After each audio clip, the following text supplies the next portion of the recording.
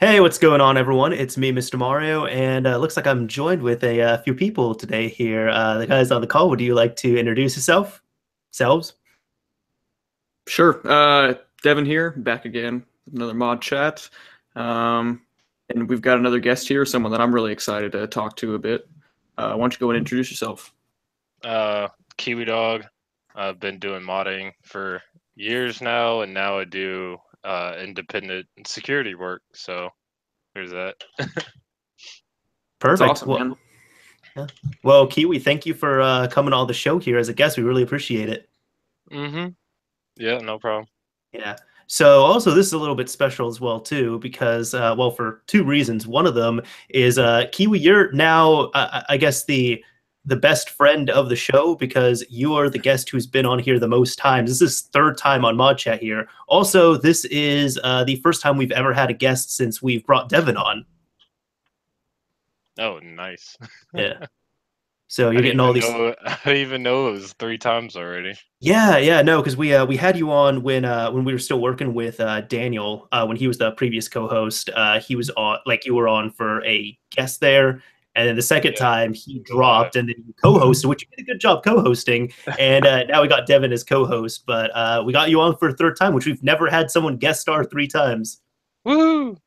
Yeah, perfect. It's a cause for celebration, man. Yeah, Definitely. absolutely. Oh man, yeah.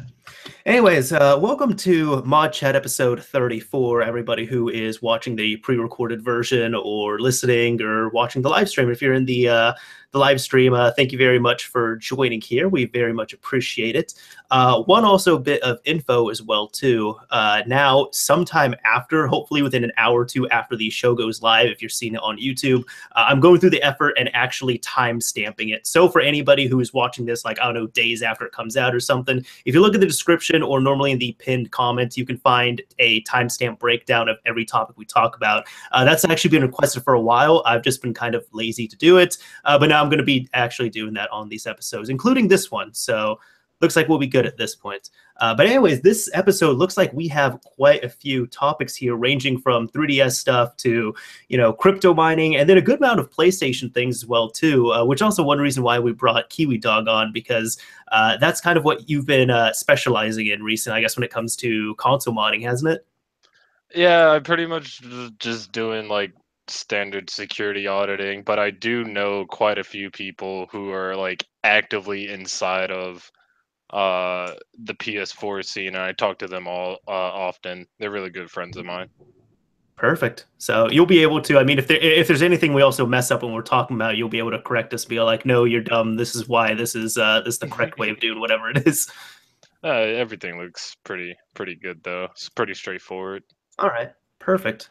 So, well, actually, for anybody who is coming here for the PlayStation stuff, I mean, we're going to be doing it in a big chunk, but we have a few topics prior to that, so please be a little bit patient here. But we got the first topic, which Devin, would you like to pick this one up?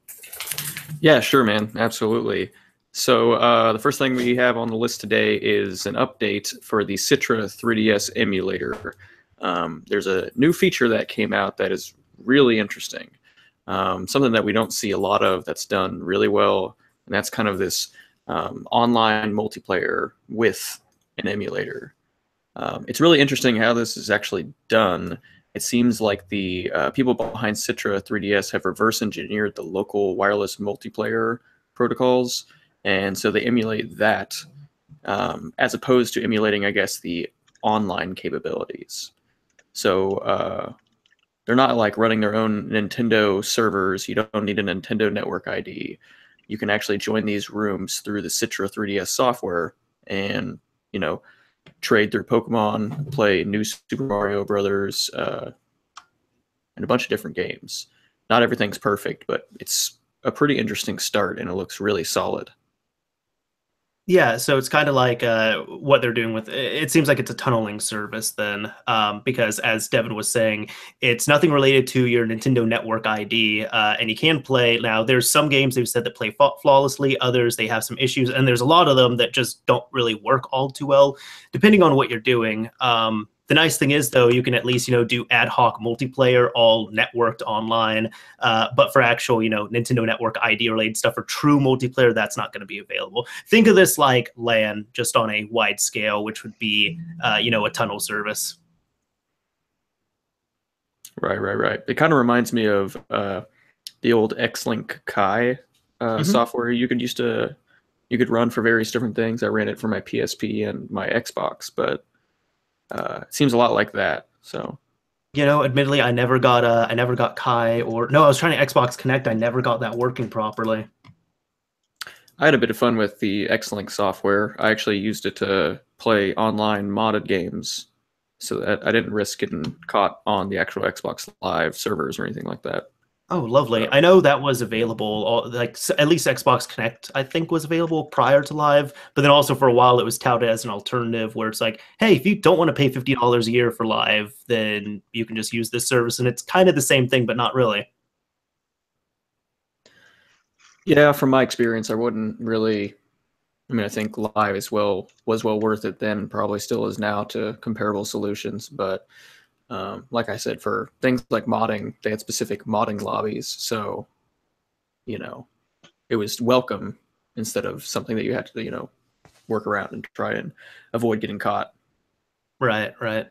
I know that's why, like, recently I've been doing some Xbox related stuff, and it's kind of funny because now, I don't know, like with some things, like for example, with a soft mod on there, I mean, there's like single or dual boot modes, and I've just been doing single mode because, like, well, the only reason why to do a dual boot is to be live safe, but that's not really an issue anymore. Now, I haven't actually used this emulator myself. I haven't really had a need to since I have a couple of 3DSs, but have either of you tried it out? No, I have not. I don't have any 3DS stuff. Right. Well, it looks like it's pretty solid from the videos that I saw. It looked like it ran really smooth. So, if I didn't have a 3DS, this would definitely be a really nice option. And it's pretty cool to see development come this far on a console that's still relatively new. I know it's been out for quite a few years now, but. Yeah, no, I've been, I was surprised with it as well, too, because I remember when Citra first came out, like, it was barely loading any retail stuff, which was to be expected, but I've just been surprised at at how fast we've been able to get it, working properly, where there's most games, like especially the popular games, if you want to play them on your PC now through Citra, it's totally possible to do that. And now at this point, we're getting other things such as local multiplayer available on here. So I've been impressed at how fast everything's been getting up to speed on it, where it's now actually viable to play a game through it. Yeah, no. Makes me. Oh, go on. Did. Sorry. They've been doing great work with Citra. Yeah, that and CMU. But we've talked about that and kind of gushed over it a few times as well, too. Do you know if that's the same development team, or are those two projects related at all? No, separate teams, from what I understand. Yeah, I think they're completely separate. I wasn't sure, but they are both seem to be setting a good model for just kind of a open source project in general. Yeah. Let's see. You want to check out the next topic here? Yeah, sure. Do you want me to go ahead and introduce it? Sure, if you'd like to.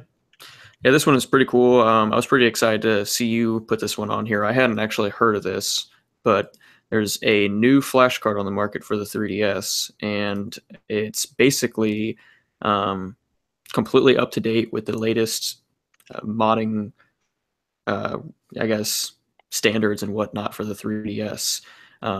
So right now we have NTRBoot as kind of one of the major entry points into the 3DS, and this flash card is designed specifically around that. Main thing that it gives you is the ability to hot swap between using this NTRBoot functionality that you would normally have to flash onto the flash card and a standard DS flash card.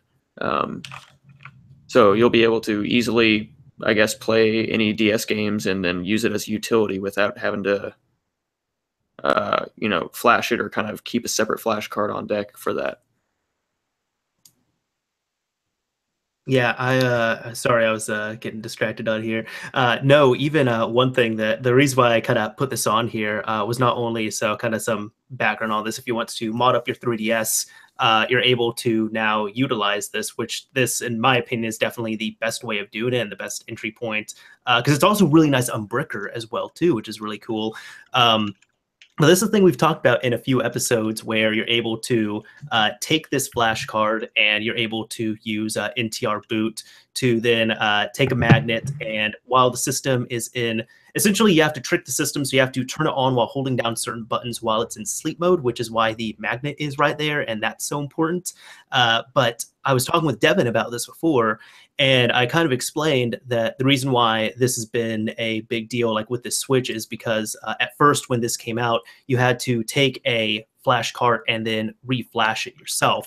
And when you did that, not only it's not really that hard to do, but you end up losing the regular flash card functionality unless there was a few of them out there. So now this is cheap enough where I think it's about like $10 or so, something like that. It has the switch where you can easily switch over from, NTR mode to regular DS mode. It has, check this out, it has everything included. So, you can hook up a micro SD card to your PC. It has a little case with it. It has a magnet too, which that just made me smile.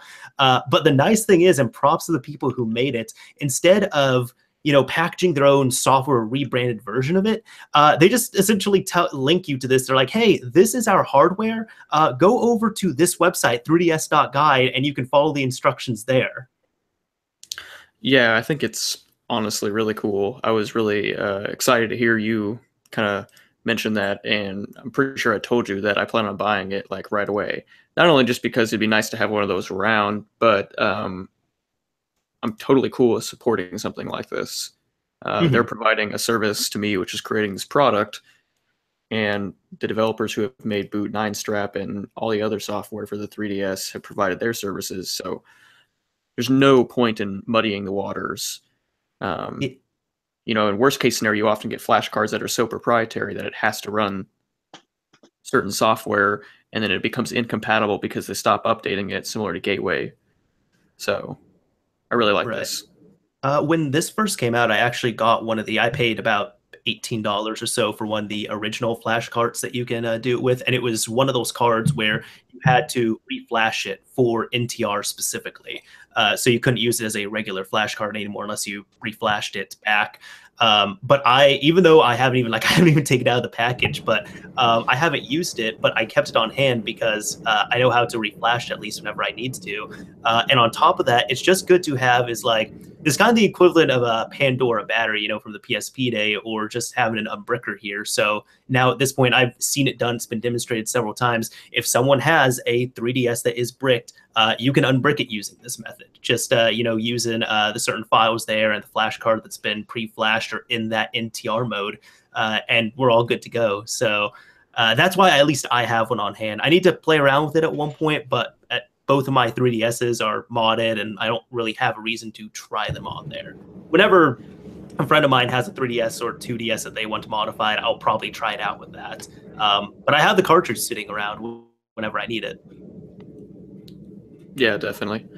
I like how you mentioned that this kind of reminded you of the whole PSP Pandora battery thing, because this is exactly what I thought. And in fact, this isn't the exact same thing, but it reminded me a lot of when Detail released a battery service tool, is what they called it. Did you ever see those? Yeah. Yeah, so it wasn't a custom battery, but you could put this battery in a little tiny casing, hit a button, and it would switch it over to a Pandora battery, so you wouldn't have to hard mod it or anything. So I heard about that. I never saw it, though. I know what you're talking about, at least. I had seen the Tool batteries, that they were red batteries that just had Tool branded on them that were specifically flashed to service mode. Yep. I actually still have that at my apartment, so I'll have to bring it by sometime and show you. Yes, I would actually love to see that. That's a good part of history. Yeah, no doubt. But anyways, it's really cool. I think I'm going to pick one up myself just to have it around. Probably going to play with it. I actually still need to update my 3DS to BootNTR because I'm a terrible, terrible person. You need to do that. I know. I just haven't used it in a while. The Switch has been getting all of my attention. That's not much of a problem. Right. If I'm doing a whole lot of anything with video games right now, it's on the Switch. So Perfect. But anyways, should we move on to the next topic? Do you want to go ahead and introduce that one? Sure. I feel like you'd have a bit more to do with this than I would. And by the way, I'm just saying here, not only to the audience but also to Kiwi. Sorry, Kiwi. We're not intentionally ignoring you here by any means. We're just trying to get through the Nintendo related topics so we can get to the PlayStation stuff. No, that is fine. You guys take your time. I'm just working. All right. Yeah, I don't want any of the audience to think that we just like brought in this guest that we're ignoring him. But no, in short here, so NTR firmware is now open source under the GPL version 2 license. Devin, how are you feeling about it? I'm super excited. Some people were kind of offended that the developer, which is, I believe the developer's name is a series of numbers. 44670. 44670. Classic. But I know a lot of people were kind of offended that he never open sourced, or he or she never open sourced firmware. I never really had a problem with that. It's up to whoever is developing it to do so.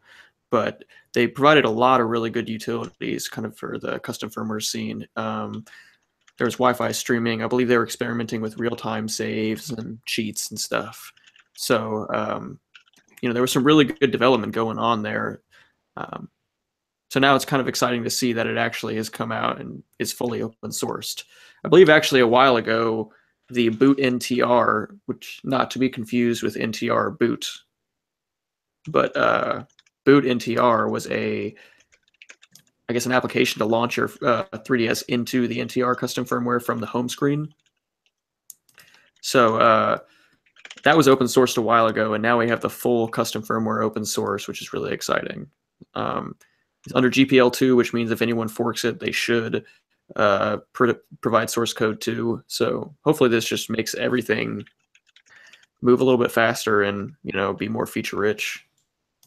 Yeah, I'm hoping so. I know a lot of people do like NTR custom firmware, mainly for, if I understand correctly, the main appeal for it is you can stream the screens and everything to your PC or to any type of compatible device, right? Yeah, I even know Etika was experimenting with doing that, and I believe he streamed with it multiple times, but I don't know if it's a really common thing. There are hard mods to stream with a capture card, so I would assume that's probably still the more reliable method. But it's still nice. You don't have to have any custom hardware. You don't have to worry about messing up your 3DS or having to send it in and spend more money. Mm-hmm. I'll say reliable with like quotes, because I remember he actually did a video on that was pretty entertaining. But he had said that I remember he tried to experiment with a custom firmware 3DS with a BootNTR. For whatever reason, he stopped using that. But he's had like 2 or 3 capture card 3DSs. And his issue was they kept breaking down on him, whether he was treating them roughly or trying to be gentle with them. And that's actually a complaint I've heard about with several of them, where the capture cards just after 6 months or a year just kind of crap out. Yeah, I definitely heard the same thing too. I don't know if that's because maybe the cable kind of tugging on it, maybe did something, or it was just poor solder jobs, but it is kind of strange that there is a streak of those problems. And from what I understand, there's only like 2 places that make them. One of them, I think that their name, it has the word kitty in it, and there's a second one, and I think the kitty ones are better, but they're harder to come by and they're made a lot less. And then there's the other capture card, which is more prominent, and they're all expensive too. They're like, if you want a system with a capture card installed, it's like $400 to $600 or so. But I've been told that not only from Etika's video, but also from other people that that kitty ones are better quality, but can still be iffy and break down. And then the more common ones are the ones that also break down more often. Now, hopefully this might have changed. I don't know. I've some people recommended before recommend to me getting a capture card 3DS when I did 3DS videos. But even at the time, I just didn't really see the investment in it. So I don't know. One person, XZ, he was saying here that streaming with NTR is okay, but not perfect. I would assume that there would be disconnects and hiccups and all that you would have with that. I'm sure it'd be good, but of course not perfect. But it doesn't seem like there's a 100% reliable capture card solution unless we go to dev hardware and capture from that. Yeah, and I even looked it up now. The two different main modders who will do this for you are Katsu Kitty, KATSU KITTY, and another person known as Loopy. I found Loopy's website at 3dscapture.com, and it looks like if you're within the US, if you send your 3DS to him, it's about $200. And he sold out. Yeah, that's the other thing too. I noticed like they are almost always sold out because it's just a few, as I said, a few people that are doing them by hand. Really, they're not like making a whole operation for this, and it has to be actually installed on the system. Right. So if you want to do some streaming, then NTR may be your only solution, and we might see a lot more development, a lot more progress and compatibility if it's open source and the community gets their hands on it. Yeah, we'll see. I think actually even with this too, I think this would be a good use of Citra if you're wanting to, capture not really, of the screen if you're doing a modding video, but if you're wanting to play games and capture footage, Citra's not a very bad option at this point. It's getting better. Yeah, that is fair. Yeah. Let's see. We got some quick Wii U news here. I'll just post this up here. This is let me go ahead, full screen this from Jam1 Gamer. So this is the only Wii U thing we have available, but tweet says right here, to be more clear, if you want a free secondary exploit instead of buying Hakchi, download the Amazon Prime Instant Video app on your Wii U. So kind of self-explanatory, but in short, of course, we've talked about some of the Wii U exploits and such that are out there. And mainly Hakchi is used for cold booting. So in case you don't know, like normally you can modify your Wii U, but every time you turn it on, then you have to load an exploit boot into your custom firmware. With Hakchi, you're able to just do it on cold boot or just launch it right off the home screen. Or no, cold boot chunk hacks I think is what the other one is. Point is Hakchi, you could just launch the exploit right on your home screen. The problem is with that, you do have to purchase a DS game and then modify it. But this will save you, about these $7 or so you'd probably be paying for something like Brain Age or another cheap game. So if you got a Wii U and it's connected online, grab that application. That's what we can recommend. Yeah. As of right now, I don't think anything is actually released at the time of this video.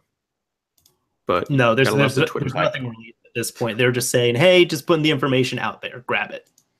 Yeah. Yeah. It's a free app as well, too. So people awesome. in the modding community are saying, hey, grab it. Might as well get it. Well, Danny, I know that you kind of interested in this next topic. I am. Seems like more and more websites are looking to using JavaScript plugins to use your computer to mine cryptocurrency instead of advertisements. Exactly. I kind of want to pass this on to Kiwi first because now, we've gone through the Nintendo things, but Kiwi, how much do you know on this? What are your thoughts on this phenomenon that we're seeing now? JavaScript is scary and dangerous, and luckily that's not my department in the security department. But yeah, like this is really scary, and it's only going to get worse with the more features they add to web. But it's kind of one of these things, you always have to trust the site you're going to. Same thing happened in the Counter-Strike situation where a lot of people were paying for ESEA, and one of their admins at the time, this is pre ESL buyout, so years ago, I think at this point, or using people's computers in their Counter-Strike client to mine for Bitcoin and end up destroying hardware. But even still, it's you're doing this without the consent of the people visiting your site, because I doubt that they probably, a lot of these gray area sites even have something hey, this site uses cookies by using this site, like the general like banter that they give you when you go on like any website nowadays. I doubt that they were like, hey, we're gonna run like cryptocurrency mining in your browser. Pretty sure that wasn't in the terms. And if it was, then I don't see what people are upset about. Yeah, the topic that we're specifically talking about here, and this was more. This is kind of a tangent off modding, so apologies for this, but we just found this interesting. Like Devin and I, we've talked about this before, and thank you for your insight on that, Kiwi, as well. We appreciate that. But no, this was from a topic recently where essentially the UFC Fight Pass website, if you go there, at one point there was a crypto miner on there, which means that when you go there, there's a few websites that are implementing this now. As Kiwi was saying, it's normally through JavaScript and all that, but you go to a website and you might notice if your computer starts running a little bit hot, or you have something like rain meter running, all of a sudden your CPU usage will go from like 10% to 50 or 60%. What's going on there is and starts running a script in the background where, as long as you are on that website, it is running your CPU a little hotter than normal, and it is taking your CPU cycles and trying to use them for a crypto miner of some kind, regardless of whatever the cryptocurrency might be. So it's really just trying to offload all of that mining that normally one supercomputer or one little computer, whatever it might be, will be doing. Really just trying to make a profit off of your CPU write cycles and whatever it is. My own thoughts on this. So with the UFC website in particular here, I do disagree with it, mainly because, I mean, as one person was pointing out, and I'll link the Reddit article and thread that this was down below, but with this site, this is a paid service, and there was no consent. And first of all, in my opinion, if it's a paid service, you shouldn't be getting crypto mined. This should not be an option at all. Yeah, you're paying premium to get a service. It shouldn't have any more like either like forceful features or like money grabs involved with it. Absolutely. Yeah, I mean, there's a lot of services out. I'm thinking of like Xbox Live, for example, where even though you pay for it, you still get advertisements on your dashboard. But I would think normally and even like cable TV, just things like that. But that's kind of a different offshoot as opposed to this here, where this lands more in the terms of the Star Wars Battlefront mess that's going on right now. Is you pay good money for this service, and you're still like you're not getting everything out of it. Of course, you're getting your shit mined. Which, if it was here's my take on it. If it was a free service and they weren't running advertisements, and they did and they had like a disclaimer that really showed you are consenting to that, then I don't have much of an issue with it. My response might irk a little bit of people, but if it's like within those guidelines, my ideal situation is like I would support it if I'm thinking of YouTube here, for example. And I'm just going to say this, I don't think it will happen, but it is a realistic possibility that we could see in the next few years. Most of these websites that are up, excluding UFC, we can take that out of the picture, but I'm looking at like YouTube, for example, and many other websites like Reddit or many of your favorite sites. It costs money to keep them going. They have to, hire staff, whatever it might be, and then they provide the website for free, and they normally put advertisements on there. It's no secret that there's, most people are running ad block at this point. I'm sure people who are watching the live stream or watching the video are also using ad block as well too. That's why on YouTube, for example, we have something like YouTube Red, where you pay $10 a month. You get music in there as well too, which is nice, but it takes off your ads. I can envision something like this happening where it will get to the point, we're already at this point where it's really hard for websites to even, make the money back they're putting into it with advertisements, because so many people are blocking. But especially, with like gray websites as well too, where advertisers might steer clear. I could see more and more websites getting these crypto miners going. And as I said, like I would be in support of it as long as they give you the proper consent, saying, hey, we have a crypto miner that runs on this web page, and it was a free site. So like even YouTube, I can kind of going back here, I get to foresee it happening where if it gets bad enough, which it already kind of is at this point, but if it gets to the point where they need to start doing crypto mining on here for free users, who are people who are detected using ad block, they could do that. They could probably put that in their terms of service. They could make sure that there is a proper consent on there so that even if users try to not bypass it, but if they try to disagree, it's like, well, you're using our service, you're agreeing to this right here that includes the disclaimer here saying that you're getting mined at this point, just so they can make some type of profit off of that and get everything that they need to going.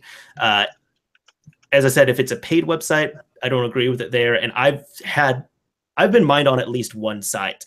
It was a site where I was like reading a NFO on or something, and I was looking up some information, and I noticed my my CPU usage went up to about 50-60%. I actually laughed and texted Devin about it, but it went up to like 50-60% or so. And then I saw at the top there was a disclaimer that was clearly labeled right there, and I was okay with it at that point. But any type of the shady stuff, not really feeling it there. It really needs to be consented. But I'll just kind of say, you know, before I pass it off, people who might disagree with my stance on it, or they might disagree with this overall, this is going to be happening a lot more on many other websites, and perhaps even some of your favorite websites. And with that, I would highly recommend NoScript. I use it every day. It pretty much blocks all JavaScript from loading or running, and you have to manually like select which ones you want to run, which, to be honest, I will say breaks a lot of websites. But for like most of the websites that like I visit, like Reddit, YouTube, etc., those don't have much JavaScript on them already, and the ones they do, I just whitelist like the trusted top level domain, and you're good to go. Yeah, that's a good recommendation. That's really interesting. Yeah, and I totally agree with both of you on that. I especially liked how Kiwi said that JavaScript is dangerous because, I mean, despite the, you know, giving some notice saying, hey, we're going to mine your, use your CPU for some mining to make profit or whatever.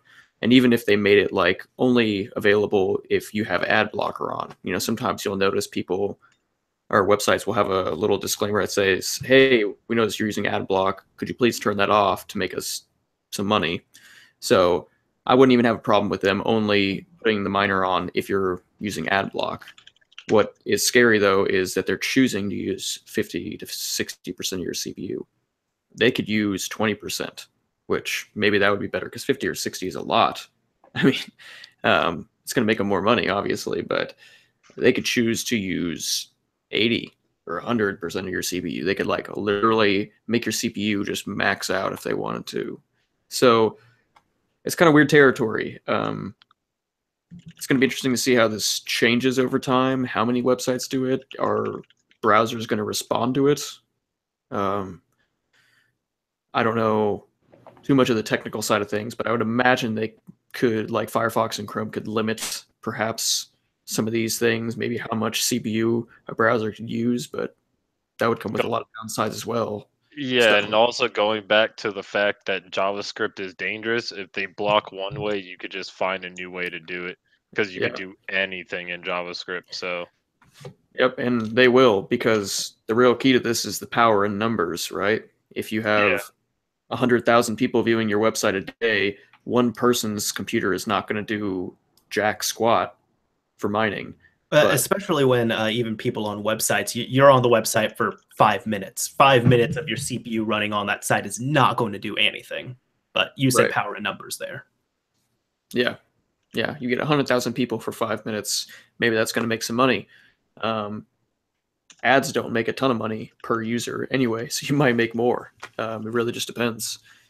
So it'll be interesting to see. I hope that it doesn't turn into a nightmare. Something that people have to worry about constantly.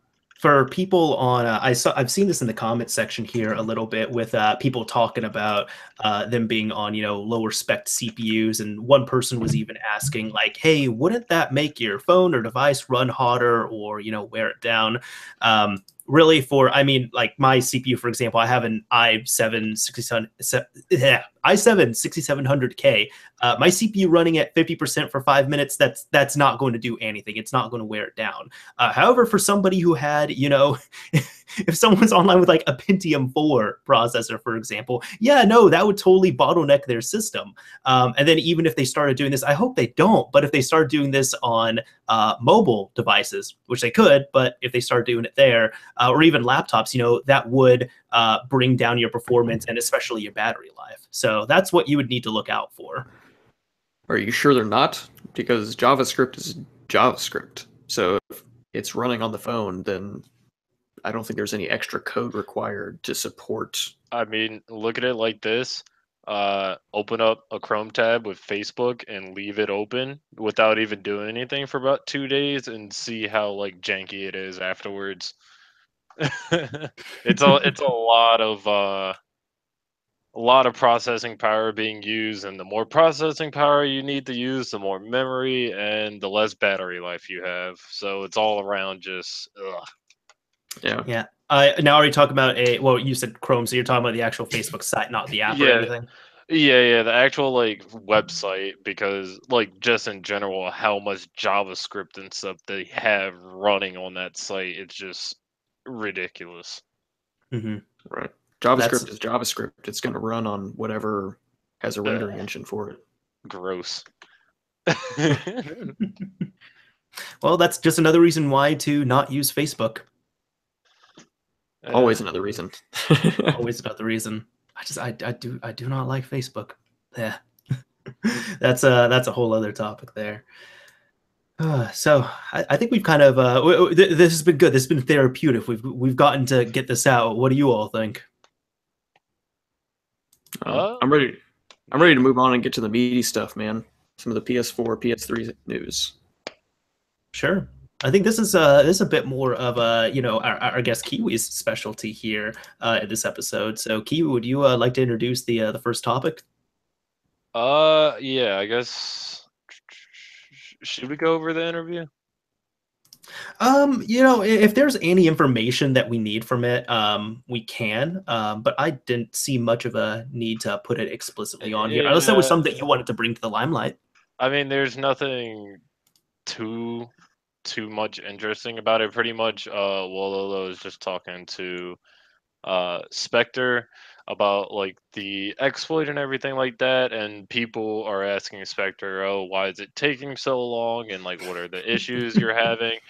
And like the first issue was he updated his PS4 to 4.55 because he found a new like private exploit, and the 4.05 one that Fail Overflow released is actually not complete. They did all of the beginning work and all of the cleanup work for you, but it was missing a kernel object to leak. The issue here is that back when me and Spectre were working together on the 4.05 exploit, is we end up finding a few 0 days ourselves. So the exploit that we had already implemented has 0 days in it that have not been fixed as of yet on 5.01. So the thing is, we through like some poking around and reverse engineering, we know the exact like way that the Chinatown, I think it was, exploit for the Linux video that got posted on 405 or 406. We know what like objects and stuff they were using. It's just since we weren't using it, we didn't have anything readily available. So I mailed Spectre my 4.05 unit so he could complete this. But pretty much right now, he, as far as I am aware, is he's just working on getting the final exploit stable, because he's planning on doing a full write-up and public release, which will pretty much do the exact same thing as the 1.76 one. There's going to be like no package installer, no like Homebrew launcher or whatever. It's literally just going to be the completed kernel exploit, and it'll be up to developers to like finish the rest. Okay, so yeah, no, like literally what we've seen on the 1.76 exploit. Yes. Then, yeah, or release, so to speak. Yeah, so that is that one. I guess the next news comes also from somebody who I've talked to and worked with in the past. Morpheus 1987 posted on Twitter the PKG installation and F-Self retail port that Flats had originally created. Um, this is pretty much a continuation of what was shown on 4.55 probably a month ago now, I want to Yeah, say. and to fill in people or remind them, that was the one where he ended up Flats ended up launching a exploit, and then he was able to take a Homebrew program and the Last Guardian and install them both as package files and then launch them, right? Yes. Okay. So it looks like that code was just ported. And it works up to 5.01. Because I think he originally ported it to 5.0.0 and 5.0.1 didn't actually change anything as far as like WebKit, the kernel or anything. It was they only changed the updater because I think they were having the bricking issue. So if you had like a bad Blu-ray drive in your PS4 and then updated to 5.00, your console bricked Yeah, I or remember something like you'd that. mentioned that to me. Yeah, I don't know if, like the recovery process in that, or if you had to send it in to Sony, but they pretty much updated that to fix that bug. But everything else, like 5.0 and 5.01, are identical for the most part. Okay. Really, the Um, main thing that end users would need to know is 5.0 will brick your system if you have a busted Blu-ray drive. yeah, and Okay. 501 should fix that. All right. Uh, It's a crazy bug. It's terrible. Yeah, yeah, I have to say though, I do respect Sony for issuing a fix for that, because I was thinking like, oh, this is a way they kind of want to get rid of some modders possibly.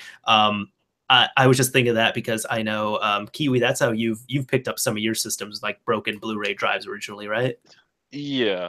Yeah. Surprisingly, for the unit that I had that had a busted Blu-ray drive, I updated to 5.0 just fine and didn't have issues, but it was like widespread enough where like Sony was actually doing like free like repairs on your console if Mhm. that happened. Well, I remember there was one argument I'd seen. It was on, I think it was on Sony's PlayStation forums, and it was a user who said, "Hey, I got this PS4 on launch like a year or two ago. My Blu-ray drive died, and it doesn't bug me because I don't play any movies on here. I don't play DVD, like DVDs, of You course, could, movies, yeah, but I don't download the play any games. games." Yeah, he's like, I download all my games, and I was perfectly content with that. And I downloaded this update because I want to stay online, and Sony bricked my console because I chose to keep my Blu-ray drive broken. Yeah, I think it was more just an oversight or a bug or Most something that likely. slipped through. I don't think anybody was intentionally trying to like brick people's consoles. Um, I think it was just like an accident. Like to be honest, like they probably it was probably something where they just like needed a request. They sent a request to the Blu-ray drive and it never comes back, and then it just doesn't know what to do anymore after that. Okay. That's what That's I'm guessing happened. okay. No, that explanation does make sense. That's why I was kind of like mulling it over here as well too. Um, then I guess the next thing is the 4.82 exploit for the PS3. I'm not Correct. too Yeah. familiar on the recent PS3 stuff. I haven't done PS3 stuff in like years, so I don't know if you would want to take this. Okay. Sure, I can pick up on it. So I know on screen here it says PS3 4.81. This is the Wololo article I'm looking at. It works on 4.82 as well. I will just kind of put this out there from what I understand on here. 4.8, well, 4.81 has been out for about a year, I want to say. 4.82 was just released a few days ago prior to this episode going live and being streamed.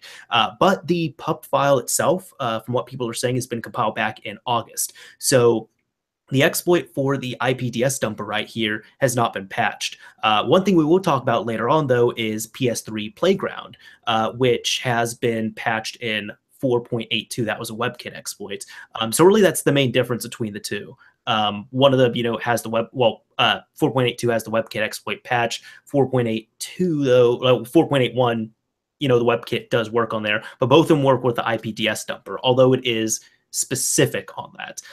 So in short, there are 3 devs that are working as a team called PS3Xploit, and what they are doing is they are kind of as it shows here, working on a exploit for a release somewhere around Christmas, where this could potentially allow people to downgrade their systems again without having to use a E3 flasher or any other type of hardware flasher. Now, the downside to this is normally for PS3, in case you don't know, you have to go in, you have to check your min version because to modify it, your PS3 has to be running on 3.55. And right now, at least there's no way of forcing something lower if the minimum version's not lower. So for example, if your PS3 came out of the factory on 4.0, it cannot be downgraded to 3.55. It will not take. And there hasn't been a workaround for that, at least that's been public that we know of. The big thing is with this, though, and I had to look into it a bit, this IPDS dumper, this is important because this essentially dumps the sensitive information of your PlayStation 3. You can get some arbitrary code running on here, and you can get like almost, you could say, as I said, sensitive information, but like the one-time programmable file that would have, all the stuff that would be important and identify your specific console right there.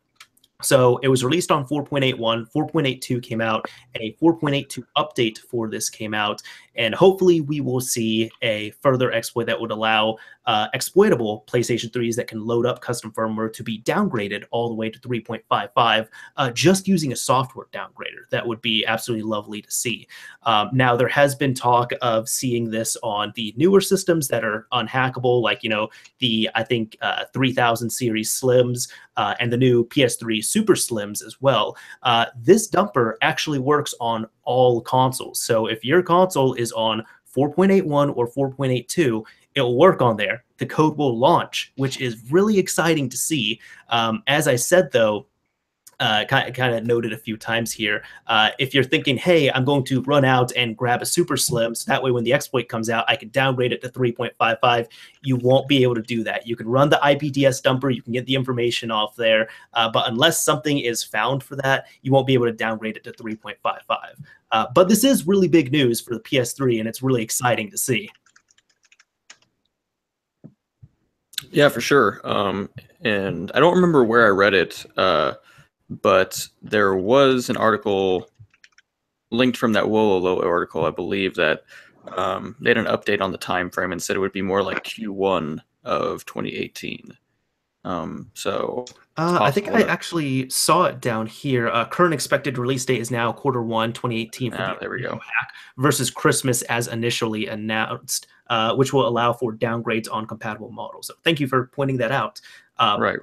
I'll interject with this real quick, though. One last point that was made on here was people with newer consoles, as I mentioned here, so Super Slims and some of the models of Slims, cannot install custom firmware or downgrade, but the team expects to work on a HEN, so Homebrew Enabler, kind of in-RAM exploit for those models. Estimated time of arrival to start on that work is March. So if you have a Super Slim model or a later model of the Slim, not all hope is lost. I mean, all I can advise you is just keep your system on that firmware. Keep it on 4. The lower, the better. But right now, 4.82 seems to be safe for this exploit. Yeah, Right. Great work. Shame that the work got leaked in early. Yes, thank you for mentioning that. Yes, it did get leaked out. The nice thing is too, though, they ended up the developers continued to work on that. Yeah, because the pretty much the people who are stirring up drama and issues with this PS3 dumper are the same ones who try to cause drama in the PS4 scene as well. It's just that most of the reverse engineers and hackers of the PS4 scene all work privately. for the better. Well, because you see, like, any little bit of news can set off a whole bunch of stuff, but like hacking and leaking, a like exploit and stuff like that, especially before it's like ready, it has done nothing but harm any scene, because you got to think, even with the 360 and like JTAG, the announcement that they updated the bootloader and fixed that was never supposed to come out. But people took work and ran with it. So Yeah. hopefully this doesn't become a continuation and this is like a one-off thing. People just can't be patient sometimes. They also it's either sometimes it's impatient, other times it's just notoriety, and they want their own little like 15 minutes of fame. But the thing is, if it's stolen, then everyone's gonna know that you didn't write it. Is Yeah. kind of the thing. Yeah. Yeah. No, I totally agree with you on that. I'm the kind of person that is fully willing to be patient. I want when it's solid and released and stable. There's no point in getting unreleased software that's not ready. Yeah. But one thing that I was kind of impressed with, I guess, it seemed like the community did a really good job too of hiding like any links for the leak, really not trying to share it, not trying to let it spread. And it seems like I haven't actually gone out and looked for it, but it's a lot harder than it could have been to find it.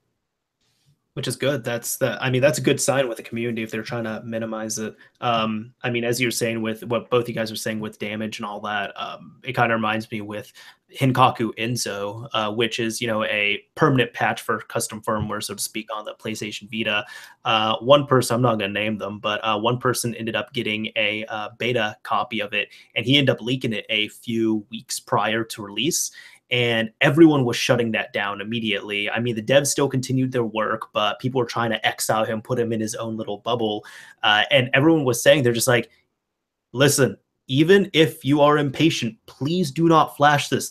This can damage your Vita. The reason why we're doing, and this is true, but they said the reason why we're doing these beta tests right now of Enzo is because right now, it can randomly brick devices. Sometimes it can be okay, but other times it will brick. And perma-brick, you cannot recover from this. We don't know why it's bricking. We need to find out it's bricking.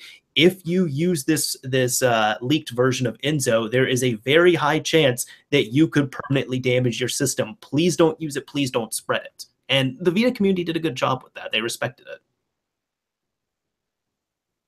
Yeah, that's good. Definitely good to see that, you know, going on, because I've definitely seen the opposite in certain communities. So, yeah, and go ahead. And it looks like what is it here? Kiwi is going to be he's going to be peacing out here in a little bit. So, you know, we'll just we have a few other topics that we can cover and all this stuff. But Kiwi, if you have to jet out, we appreciate you coming on. So thank you. It's definitely been very insightful and fun having you on as a guest again here. Yeah, no, absolutely. Hope we get him back on here shortly. Absolutely. Yeah. Anyways, we do have another, let me see, we have another PS3 thing that we can mention. Devin, would you like to pick this one up? Sure. Yeah, I'll introduce it. I think you are going to know just a little bit more about this than I do, but I looked into it a bit. It looks like there's some development around getting a PS3 Playground running. So I don't think it's released. It looks like it's still private, but they have a demo on.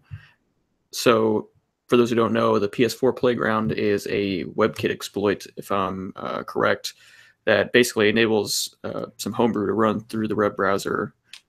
So this would be kind of like a port of that. And I believe they've even mentioned that they based a lot of the code on the PS4 version. So. There. Yes, it is essentially here. I think it was even mentioned, not seeing it at this point, but I know they pretty much essentially took the PS4 Playground, which that was used for, you know, arbitrary code execution, all that fun stuff on 1.76, and ported over and had some basic things working on here. That was CTRT's original work that got put out. I'll even like play a video here. I have it muted. But Grimdo, who is actually sitting here in the chat, he ended up making this video here where he went to it on his PS3. The nice thing is with this is, we had some levels of code execution, some interesting things like memory dumps and all that. Nothing crazy. Like, don't expect to be able to start installing games on official firmware or, loading up custom firmware without downgrading or anything else. But this is definitely a step in the right direction. We're a little bit late on here. This has been out for a few months, but I at least wanted to bring it up on this point. So it's all out there. It's interesting seeing all this happen in the past few months, mainly with the PS3. I think even when I talked with some people about it before, I kind of laughed a little bit, and I said, this does make sense that there would be a good amount of, hopefully, exploits that can be found in the browser, because everyone's been really focused on, firmware, downgrader, all this other stuff. But the PS3, it's been around for a while. I'm sure the browser really doesn't get updated all too often. And it was just a matter of time before, some people just started looking into it. I think it's also kind of not so much boredom, but more maybe interest, where it's like, well, we're kind of waiting on PS4. We don't have any access to all this other crazy PS4 stuff. So let's look and see what's happening with this PS3. And then you just have the right people on there and they can get something going. Yeah, definitely. And I know I've mentioned this before, but WebKit exploits are really interesting to me, or just the implementation of web browsers these days. A lot of these exploits are documented out in the public. They're, WebKit is open source, so it's something that people can contribute to. People can report bugs and exploits. So there's a lot of things that are publicly documented. And even some of these exploits you'll see are shared between systems. I can't remember what it was, but there was an iOS WebKit exploit that was used on a different console not too long ago as a proof of concept. It might have even been the Switch, I believe. So you would think it'd be in these companies' best interest to keep the browsers fully up to date. But they don't. We've seen this time and time again. But yeah, they don't seem to be changing their ways right away. I think there's going to be a time where they are going to be more up to date on it, but we'll see. Right now, a lot of these WebKit exploits are just there for the taking. They don't always mean that you're going to get kernel level access, like you were mentioning, but it's pretty interesting to see what people can do with it. Yeah, I know with the Switch, as you mentioned, it shipped with a really old WebKit, didn't it? It did, I believe. I don't remember versions or anything like that, but it wasn't relatively new, which is really surprising considering just the 3DS's history. Exactly, and including the Wii U as well too. Most notably the 3DS, of course. But a lot of people looked at it, they're like, why did you include such a what? How did you put this on here and think that nobody would find this, or this was safe to ship out, on production? Updating the web browser is one thing. Struggling with that, I can understand to an extent, right? If a company shipped a very up-to-date WebKit browser and then failed to update, that happens. Updates are a problem for a lot of companies. Let's just take Android, for example. But but to ship an old browser that is riddled with exploits, yeah, I don't know. It doesn't make sense to me, but I'm not the one making the business decisions or the money. Yeah, we'll see. I'm not sure where the focus was on that. I also kind of want to drop this in here real quick at least, but I want to extend a thank you to Jason, or otherwise known as EscortDo. I hope I'm saying that right. He had said here, thank you for not spreading the leak and good video. And he is actually one of the people who is on the PS3 exploit team. So it's nice that he's in here in the live stream and he approved of our work on here. So it makes me feel good. We're doing something right. Yeah, no doubt. Welcome to the chat room, and I hope you enjoy your stay. We welcome all kinds of people in here, so it's awesome to see anyone in the live stream. Absolutely. Yeah. No, I always I kind of get a good reaffirm, I get some good, positive reinforcement from that, so to speak, whenever, whenever I work on a video, or it could be a live stream here, or I'm showcasing someone's work or someone's application, and the developer themselves who worked on that comes out and they're just like, hey, good job. So then at that point, it's, I think, Smealum. One time he actually shouted me out when I did a video on Region 4 of his, and nobody complained about that video. I thought, I put it together well enough. He really liked it, but it kind of like gave me the excuse at one point, like if anybody says a shitty video, it's like, the code that's running on there is by this guy who approved of my video, so I'm going to think that his opinion's more valid than yours. Mm-hmm. Yeah, no, I mean, stuff like that can be extremely flattering. Still to this day, kind of one of my more proud things dealing with my code was when I had a couple of homebrew applications on the PSP, and there was a couple of people who made YouTube videos. And this is way back in, gosh, what year is that even? I can't even think that far back. PSP came out in 2004, I want to say, and you were probably... No, it came out in 2000. Let's say 2005 it came out. I don't know off the top of my head because I didn't get it on launch, but let's say 2005, and then it was probably being worked on until 2009, 2010, like mainly. Yeah, I mean, I'd say about 2007. I had some homebrew applications that were made, so YouTube was still a lot younger, which is like a decade old, which is crazy to think about. Mm-hmm. So that was a decade ago, and somebody made a couple videos about some of my homebrew applications, and I was like, oh man, that's pretty sweet. One of them was like one of the best homebrew applications on the PSP, which is not true. Not at all. But it was really flattering, and it really encouraged me to keep going, even though I was still like, super young in my coding career. What was the application, even if you don't have the name or you don't want to share it? Like, what did it consist of, or what did it do? I don't mind. The homebrew application was called Smash My PSP, and it was based off of an old desktop application, not in code, but just in the concept, where you would have multiple tools and you could like make it look like you're cracking your desktop or shooting it with guns or a flamethrower. So I had a variety of like different weapons and tools you could choose from, and it would mess up the home screen of the PSP. And it actually just used a still image, and I even let you like select different images that you wanted to or whatever. So it wasn't actually overlaid on your PSP. It wasn't that fancy, but it was pretty neat, and I learned a lot of coding concepts dealing with random number generators so that the bullets would, show up in different random spots and stuff. And it was one of my first projects I had worked on, so it was pretty neat. I really enjoyed it. I think you might have showed it to me before, and I'm familiar with the concept at least. And just think about how flattering that is. Somebody believed and said that they thought that was the best piece of homebrew on the PSP. Right. Yeah. And then decided to make a video about it. Yeah. Hey, man, everyone's got to start somewhere, whether you're making videos or coding homebrew. Right. Yeah, no doubt. I mean, I hope that guy's doing well. Yeah. Let's see. We do have another topic here. Devin, you wanna pick this one up? I love me some Android. Ooh, so yeah. This, I mean, I don't know how I feel about it, I guess. OnePlus has gotten a little bit of some shady news lately with kind of their the data that they were mining off users or whatever. But this is a little bit different.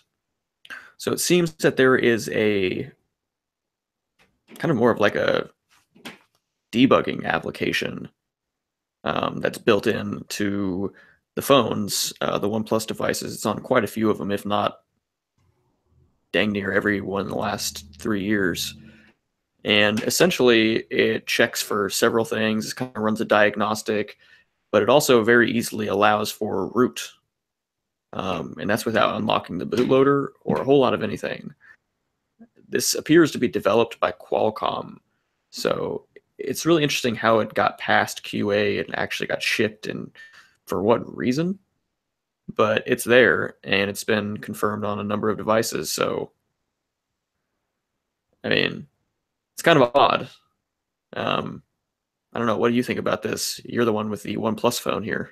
Yes, yeah, and that's kind of why I followed it too. First off, I kind of want to show the whole thread on here. So this found, of course, this isn't. This is very what is it, Mr. Robot mass and everything here, which is funny because it seems like it's so appropriate. This it was discovered by this Twitter account called F Society. He's posing as Elliot Alderson, and I'll just say this, prelude it to everything here. If you're watching this podcast, you'd probably enjoy Mr. Robot. I'd highly recommend checking it out. But in short, he was tweeting everyone who was important and related to OnePlus, and he ended up finding the EngineerMode APK as shown right here. And as Devin was saying, that was left in on there. And he was able to get into the phone. If you have physical access to the device and you can unlock it, you can essentially use this as a backdoor to use ADB commands to root the device without unlocking the bootloader or doing anything else, which is great in one way. If you want root access, there's now a one-click root solution that really shouldn't have been there. The mostly negative part, though, is this is definitely something that was not supposed to be left in there. And it was kind of left in on purpose as well, too, because I think it was mentioned. Let me see. He went on for a while. I'm going to make sure all this is linked down below. But right here, he was saying, the best thing in this story is the password. It's Angela. See the reference? This backdoor is here intentionally when the fiction become a reality. Good luck, get paid. That's to the co-founder of OnePlus there. You will need a very good explanation. I'm not going to spoil it all too much. I'll just say it ties in very closely to Mr. Robot, and it just makes it all deliciously evil. Now, thankfully, this wasn't anything as crazy as data mining that we might have seen before, where they were just taking a little bit too much information than they needed. But this is also something that should not have been there on a production level. Like, I understand if they're there, they're testing the phones and bringing it into the facilities. But the fact that this was left in there on purpose is not a good sign. And that is why I would also recommend, if you are getting a, first off, kind of generalizing it, like a cheaper Chinese phone, but then even here, a OnePlus phone, you might want to reconsider using OxygenOS. I personally love my OnePlus 3T, but because of the shenanigans they had about a month ago, and now because of this just reaffirms my decision that going with Lineage OS or a custom ROM that would be, much more open source, everything can be looked under a microscope, and everything is going to be more secured and trusted that way, would be a better option to go if you like the hardware of the phone, but you don't agree with what they're doing with the operating system. Yeah, no doubt. I know we talked about this on the last mod chat, but really good reason to be on Android in general. One thing that does, make me curious with this is why it was left in there. Was this truly like just negligence or what? Because I can't really think of any reason why OnePlus would benefit from this, really. I mean, it's a diagnostic tool that has a backdoor into root. What does that gain OnePlus? Yeah, especially when it's been noted several times now, because at first, it was, hell and fury and everything when this came out. And now that people have looked at it for the past 24 hours or so, they've said, oh, this actually isn't as bad as we thought. Yeah, it's bad, but you need actual access, physical access to the phone, and then you need to unlock it. So it's not like anyone can do any remote things with it. They can't like hack you remotely using this exploit here. But no, I'm not sure why they would have left it in either, especially since they could have removed it. And then, as I said, that password was set in there. That was intentional. Like, they knew they were shipping that in the device. Right. It is really interesting, and it's just not a good look after their recent, negative press around. Oh, not at all. I mean, it's unfortunate because I do like OnePlus in a lot of ways. I'm the one who recommended your phone, so yes, I mean, yeah. And I, if I didn't have the phone that I had now, if the Pixel wasn't available, I would probably be rocking a OnePlus. But yeah, they need to figure this out quickly and make sure that no other bad press comes out, even if that means being proactive and like removing any other little bugs they have in there that are collecting data or anything like that. And, just saying, oh, sorry, hey, this was in here. We took it out though. I mean, do everything you can to be up on the up and up. Yeah, no, that's absolutely what they need to do, and I hope they're actually following through with that and really piecing through their code and seeing what all is there. Again, I mean, my recommendation would be if you're going to get a OnePlus phone, because as I said, I mean, the OnePlus 5, it looks great. I know the 5T or the 6 or whatever they're calling it, I'm sure that's going to be a good phone as well. I have a 3T. I'm very happy with it. I'm just going to tell anyone from this point going forward, because of their history and the things they've done, such as this, even if they patch us up, they still have a bit of a history there. I'll just tell people, hey, if you're looking for the OnePlus like 5 or the 3T or the 5T, whatever it is, they're good phones. I would recommend them. Just when you get it, you know, set it up with an account you don't care about, and then immediately wipe the phone and put a custom ROM on there, such as Lineage, and then enjoy the phone. Mm-hmm. Yeah, no doubt. I mean, their ROMs aren't too heavy of a skin, really, as compared to stock Android. You would be able to say better than me, but if you haven't ever used stock Android, there's just some real charm to that itself. It's a real treat to use if you've been used to using LG or HTC or Samsung. So, that in itself is worth trying out. Mm-hmm.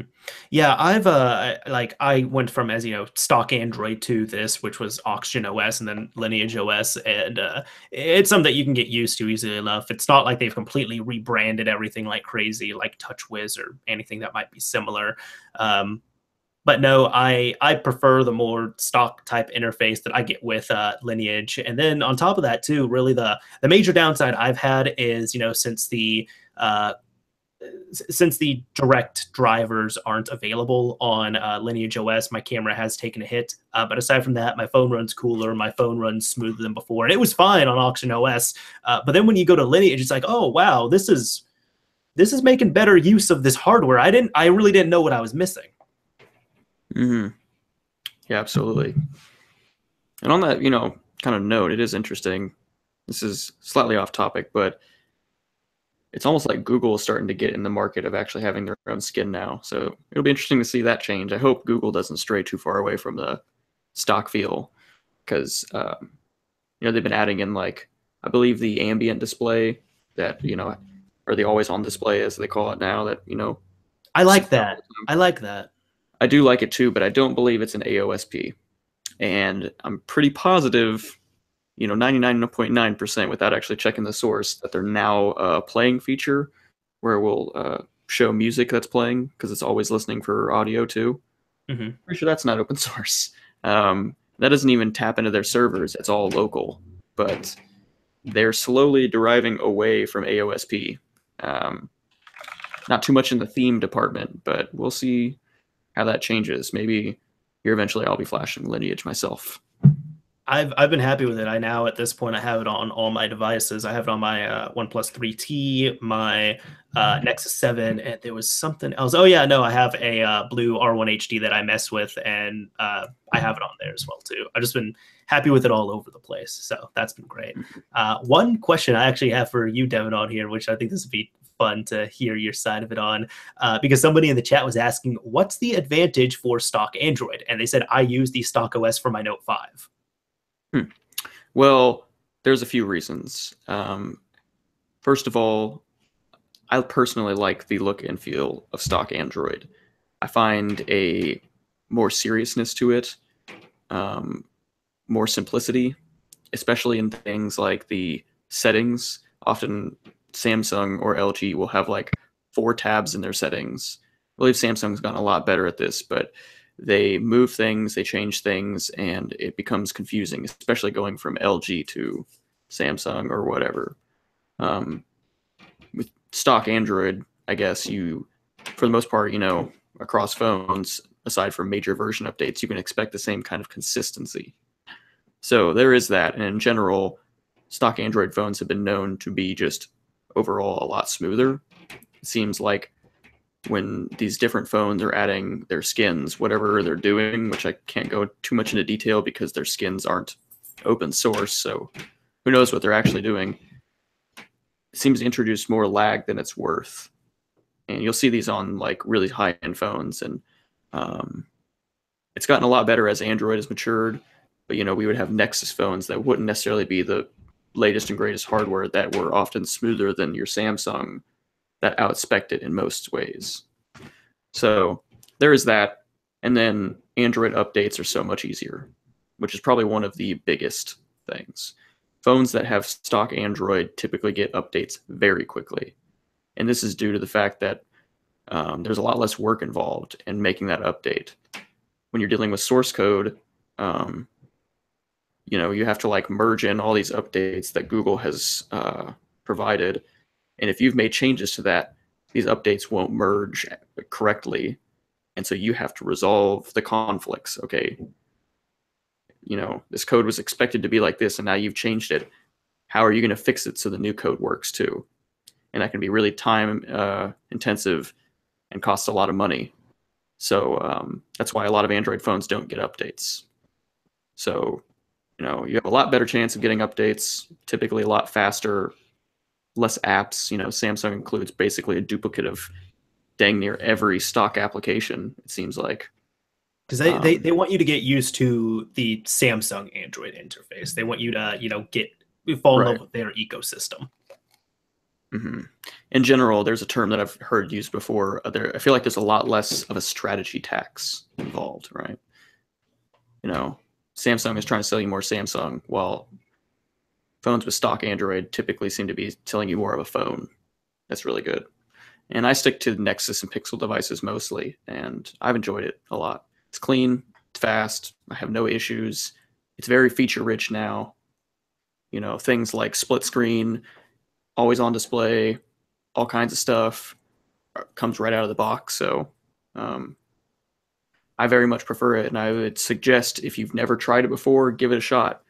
And if you don't like it, and if you prefer TouchWiz, it'll still be there.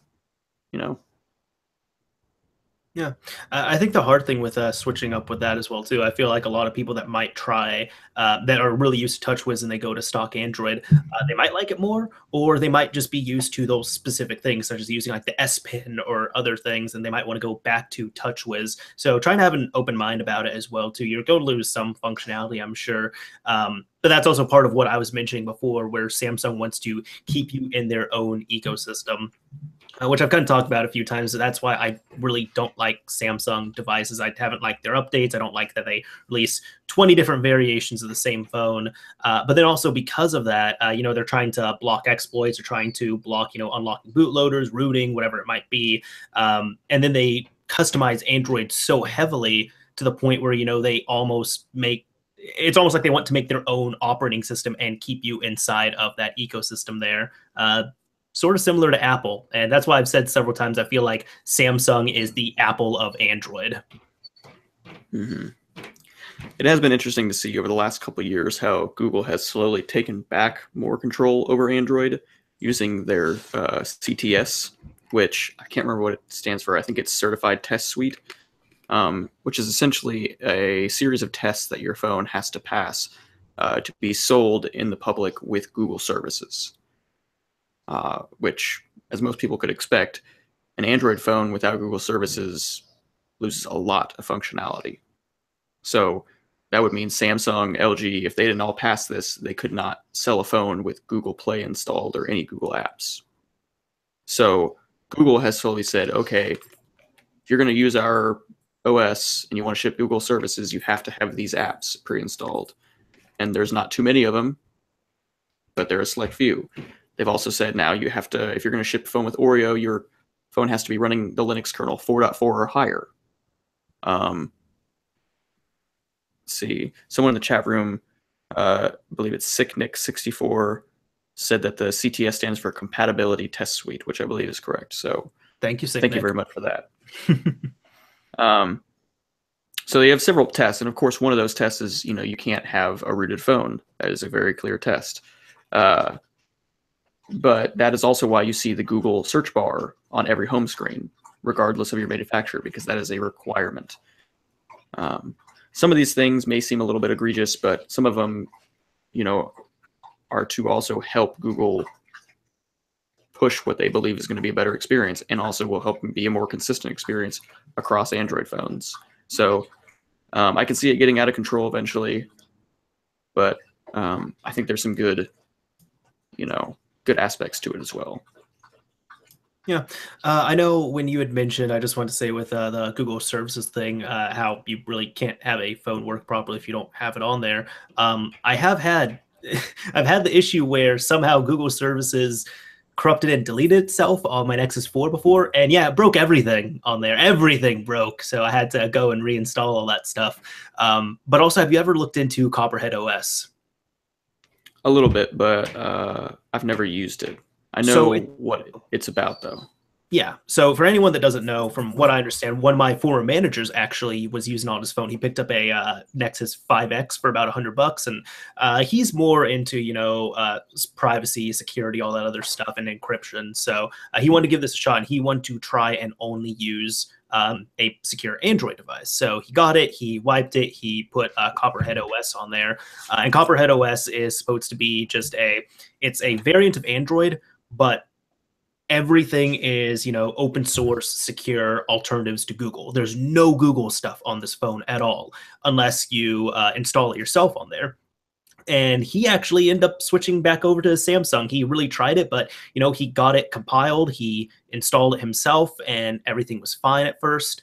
And then like everything was fine on that point. But then what ended up happening was he was telling me like, oh, basic things like my text messages aren't working properly, so I have to do this, and I have to add all these other things, and I have to do this. And there was just so much, cherry picking that he really had to do to get the phone working to a standard where it's like, I can actually use this as a daily driver. And I think that's kind of what deterred him. He really did try it for a few weeks, but then he went back to Samsung. He's like, yeah, I tried the Copperhead OS thing. It just, it wasn't optimal for me. He's like, it was a cool experience, but it wasn't working for him as a daily driver. Yeah, and there are also there are several alternatives that I've heard of that try and make this a little bit easier, that kind of thing. One of them is F-Droid, which is an open source app store, and that you could just download apps. I'm not sure if you can purchase apps. You might be able to, but I can't confirm that or not. I've never actually purchased one on there. But there's also other services. I can't remember the name of them, but one of them will like download Google services as needed, so you don't have to like install all Google services, and will only fetch the ones that you actually need for your phone. But it's definitely like a hurdle. And while I personally wouldn't try and go without using Google services on my phone, I would like to see a good alternative to Google's Android out there. It would be nice to see the community continue to focus on trying to get a completely open source version of Android that is usable. It requires a lot of work and a lot of infrastructure, but it's possible. But as of right now, for the average person, I could not recommend a phone running Android that does not have Google services baked in. Not at all. That's why this is for specifically a niche audience that was really looking for that. But even so, I would consider my former manager to be a part of that audience, and it didn't work out for him, unfortunately. Right. Yeah. I will say on this, do you want to do, user topics and questions for about 20, 30 minutes and then call the show? Yeah, absolutely. Sure. So I'm dropping this down in the comment section, but for anybody that doesn't know, if you are new to the show, and thank you for coming on board here, if you are at the end and you're in the live chat, we normally spend about 20, 30 minutes or so taking users' questions. So if you have anything you want to ask us, and it can really be about whatever, it could be about modding, it could be about, Android type stuff, can be about anything really. We'll pick some questions that you all have and we'll answer them, and then we'll jet out after that. If you're listening to a pre-recorded version or a post-live version of it, hopefully sometime you can join us in the last 20, 30 minutes of the live show and get in some questions. So yeah, we'll just kind of wait for those to come in if anyone has anything. Mm-hmm. Yeah. I did, while we're waiting, I did see a little bit of talk around Magisk, which is kind of interesting. Systemless root, right? Right. I guess it doesn't necessarily have anything to do with Google services, but it is a way of having root while getting around some of Google's restrictions using SafetyNet. it looks like Sick Nick isn't able to get it to work on his device. He has a Moto G4. So perhaps if someone is watching this in the live chat or the comments on the YouTube video, maybe give some links and whatnot. Maybe give some assistance. But when I have seen it work, it is really nice. Been able to get around Pokemon Go and Android Pay with it. But yeah, I didn't really feel like playing that cat and mouse game, so I ended up sticking with stock Android. Yeah, I've been on like, I guess people might not say it's stock, but it is for the most part, Lineage OS. But I don't have root on there. I actually haven't had root now. Devin, you'd be proud of me. I haven't had root for a while, like ever since I installed Lineage, and I have not missed it. Yeah, told you. Well, as I said, even the last time about a year or so ago when I tried going without root, I needed it back. But now it's really gotten to the point, like over the years, my usage for root has just gone down so much. So I kind of challenged myself and I said, I'm going to install Lineage. That's it. I'm going to have, the custom ROM. I'm not going to activate root, and I'll have custom recovery. Those are the only custom things I'm going to have. And let's see what happens. And I have not had a single need for root across any of my devices. But I don't use Android Pay, and I don't play Pokemon Go anymore, so I haven't needed it for those. I was trying Magisk before. I know we kept playing that cat-mouse game, and that wasn't too fun with all of that. Mm-hmm. You remember it ruined a few nights Pokemon Go. Oh, yeah. There was a night in particular, I think it's worth sharing. Yeah, go ahead. Go ahead, share, and then we'll answer some of the questions here. Yeah, it's not very long of a story, but it was, right in the middle of peak Pokemon Go hype. We were playing a decent amount, like a few times a week. And we were actually going to go find a seal nest because seal isn't very common around our area. And there was one reported on the Sylph Road. So we grab our phones, the games are ready. I believe we probably even were playing them before we left. And we drive off to this place about 10-15 minutes away. Not too far, not too close. And we get there, and neither of our phones are working, while our other friend is like, no, I can get right in. Like, what are you talking about? And of course, I look on Reddit, and the first thing I see is, oh my gosh, Pokemon or SafetyNet got updated, and Magisk doesn't work, or whatever we were using. And I believe we looked at the timestamp, and it was posted like 2 minutes after we left. Yeah, or something ridiculous. I was going to say, I specifically remember 12, and you said it was about a 10-15 minute drive. So it was like literally, guys, 2 or 3 minutes after we left my apartment, they updated SafetyNet. Right. And I was actually able to, using the recovery menu and whatnot, I believe I was able to unroot and do what I needed to, and actually could play again. And yours didn't fare so well, and we had to go back. So we had to go. I had my Nexus 6 at the time, and it was still stock, but I would go in and I would specifically disable encryption on the boot.image file. So I knew, I was like, well, if I end up reversing this, it's going to reflash that over, and then it's going to start encrypting my device on boot, and then I'm going to be out of a phone for like 30 minutes or an hour or something. So that was heartbreaking. Yeah, no. It seems a lot more stable. I have a buddy who's been using Magisk for like months now, and I even asked him, I was like, how many times have you had like issues or had to update or go through some rigmarole? And he was like, huh, never.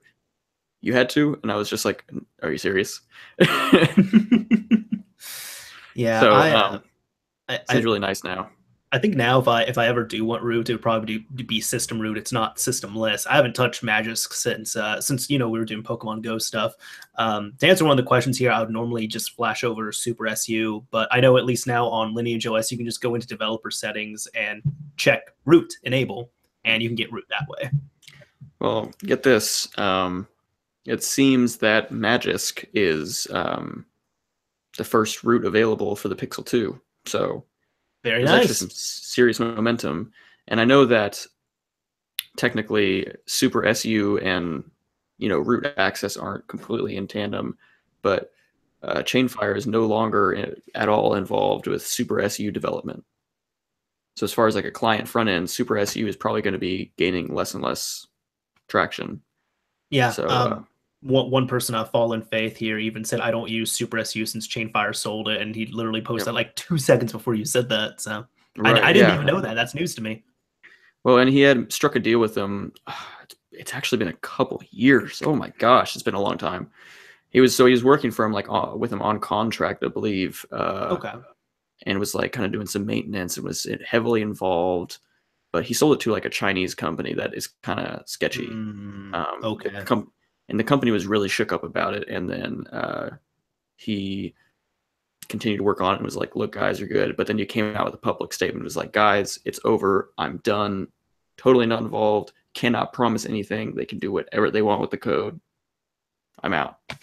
So I'm sure he got a good paycheck, and I really hope to see him continue to develop more stuff for the Android community. But yeah, other front end super user clients can come out because, like I said, the root, the SU binary that super user is utilizing is different than the front end super SU or a super user app.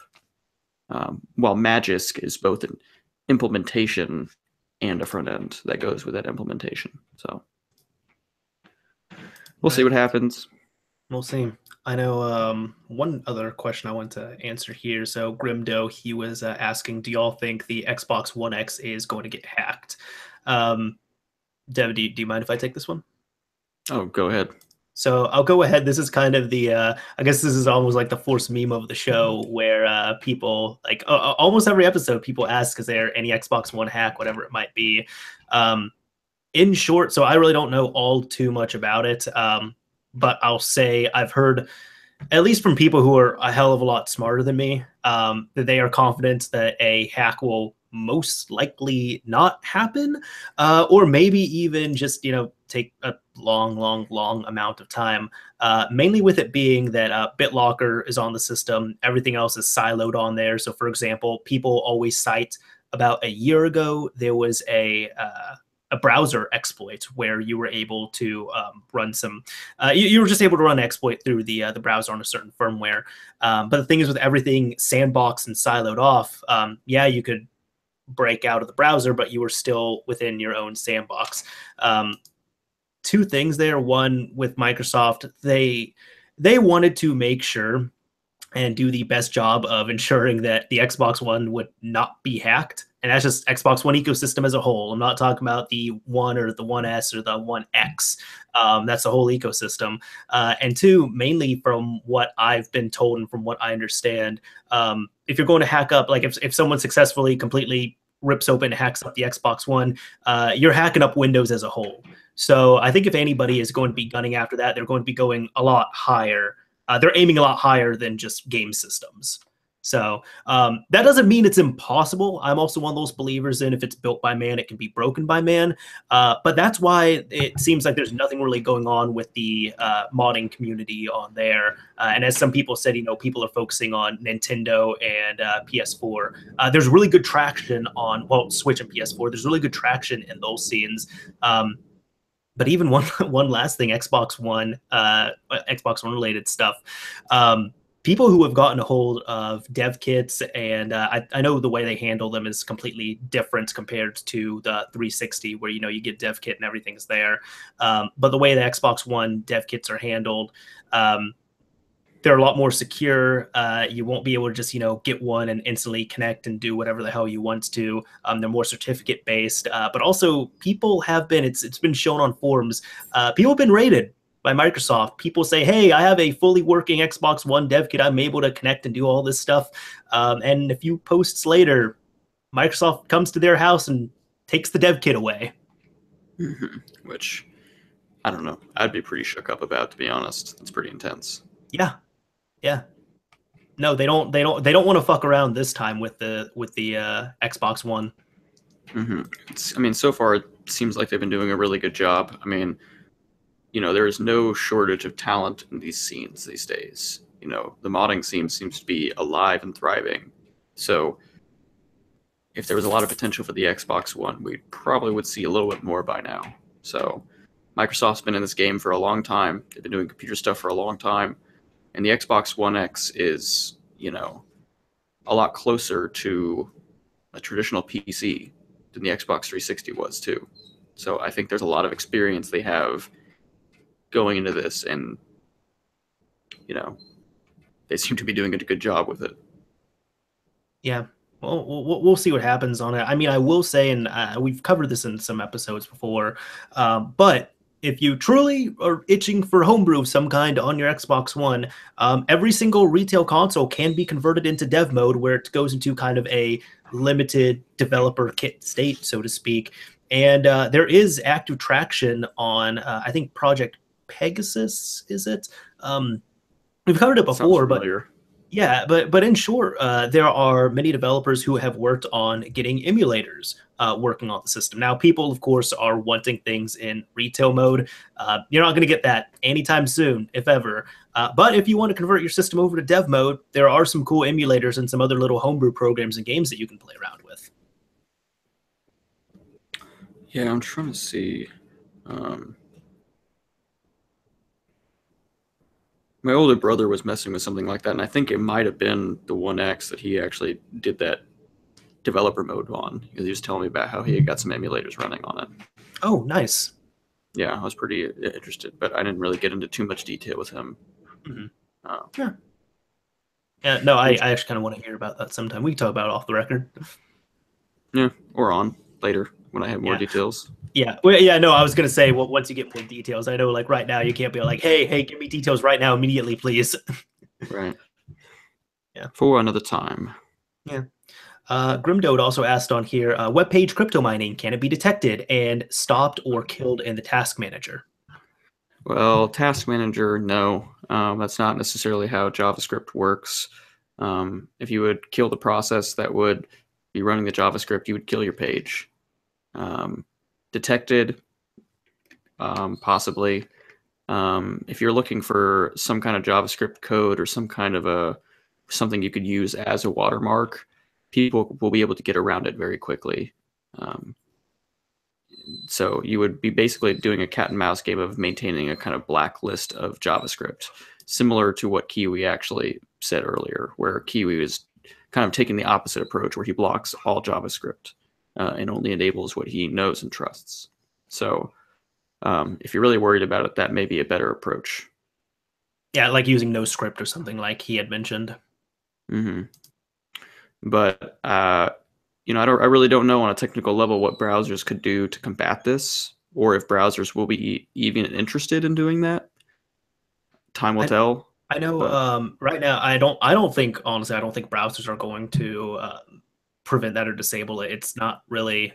I mean, honestly, it's not really in their, not jurisdiction. What am I trying to say? It's not their responsibility to block that. But there's add-ons that do it. I don't believe AdBlock blocks any of that stuff. But AdAway, I believe, has been known to block some of those crypto miners. But then NoScript, as Kiwi was saying, that can also block them as well too. Mm-hmm.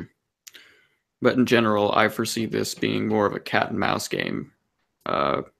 Ad blockers get updated frequently, to block new ads, and they seem to be usually on top of things, some of the big ad blockers. So I think we're talking about a similar scenario here, but regardless, I think, especially if there's money involved, people will figure out a way.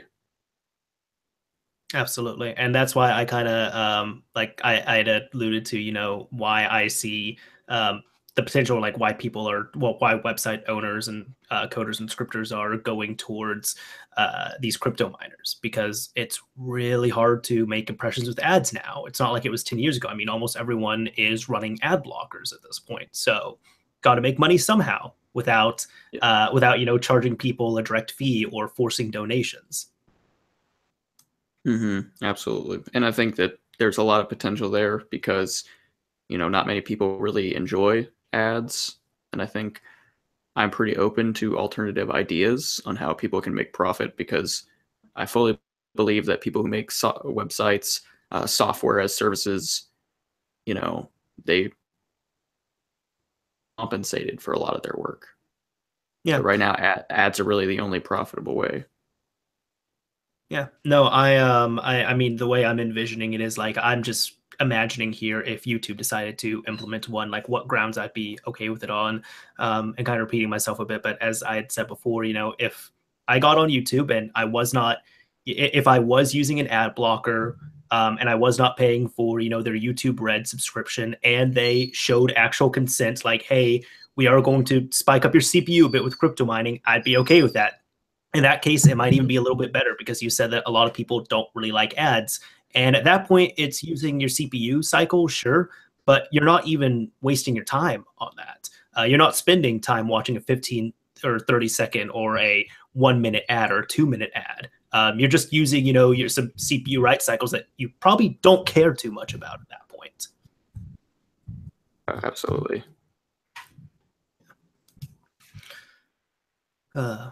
Oh, dog is tripping. Yeah, a little bit. She seems to be. I don't know if you can hear her, but yeah, no, I heard her. I think this is far less attention oriented. She's just kind of looking at me, kind of like being uncomfortable and whining and walking away, and then kind of looking at me and whining. So I don't know what that means. I've kind of seen her do some of that as well too for attention. Yeah, screw. We have a few minutes on here. We'll see. Hopefully she doesn't pee, but if she pees, we'll see. That's been the issue with it. I'm not cleaning it. I mean, I'll clean it up. It's fine. I'll clean it up. Let's see. Dan Shop Brian was asking any update for modifying the Switch. No, I mean I haven't heard anything. I haven't heard anything either. If you didn't listen to our last podcast, ModChat 33, I would highly recommend you go take a listen, because we covered a bunch of stuff in there, in particular some development tools and exploits that have come out that more so facilitate the development of future exploits and future work. A lot of really cool stuff, like an emulator for homebrew applications, and some debugging tools. So that's really the most that we have right now. Check it out if you haven't already. But other than that, we have no real usable exploits or firmwares or anything like that. But that was the last thing we got, like, the whole Pegaswitch thing, and then whatever people code up through Pegaswitch, that's what we'll get.